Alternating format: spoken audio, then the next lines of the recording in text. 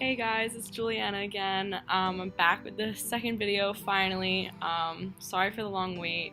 I don't know if you guys are waiting, but I just got really busy and everything. A lot of finals and then winter break and everything. But I'm so happy to hear back like all of your comments and everything. Like that makes me so happy because the exact reason I'm making it is to help you guys who are thinking about coming to Pitt to see like what it's really like. So this video today, as you could tell from the title, is study spots around campus. So I have to admit, I'm a homebody. I like to just sit at my desk in my room and study most of the time, but sometimes I will go to these little quiet spots, and they're really like the non-popular ones. So I tried to show ones that are usually really quiet and usually don't have that many people there, and there's lots of outlets and everything, because Hillman, the main library, can get so crowded and it's just overwhelming. So I'll just get right into it. Alright guys, so the first place I'm showing you is actually a student lounge of the William Pitt Union. And it's usually not this empty, I have to admit, but I did go in the morning, so there's a lot less people there. So if you have late classes, this is a great place to go if you have time in the morning.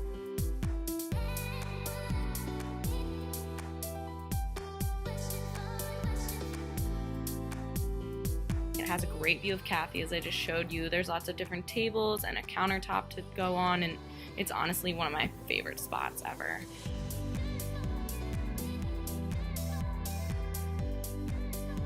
Next is the Alumni Hall, the 5th floor. I have never actually studied up here, but a friend recommended it to me, and I just think the comfy seats look like such a great place to study. Cathedral Honors floor is definitely something I have gone to before to study. That's a beautiful view. You can see everything. I think at one point I point out where Holland is, where I live, but there's so many different seats. It's really quiet. I went during the middle of the day and there was no one there, so it's definitely like a great place. There's big tables if you want to go with a big group and everything. There's also like individual tables, and there's 2 floors, so the second floor is even quieter, and that's where you get an even better view. But like really, you could just sit on the ground, sprawl your notebooks out, and just go for it. Number 4 is Chevron Balcony. This place is kind of busy because there's a lot of tutoring that goes on up there, but if you're there for chem class and you're at a point where you just need to kill time before your chem class, this is a really great spot. There's lots of tables, and there's blackboards sometimes you can cop, and there's lots of places to write stuff down on. Number 5, William Pitt Union ground floor. So this I like discovered recently with my one friend Danny. We went, and there's actually so many tables and like comfy seats to sit in, and I think like it just looks really pretty, so it kind of like makes me focus and makes me feel more productive when I'm in somewhere that like looks really pretty.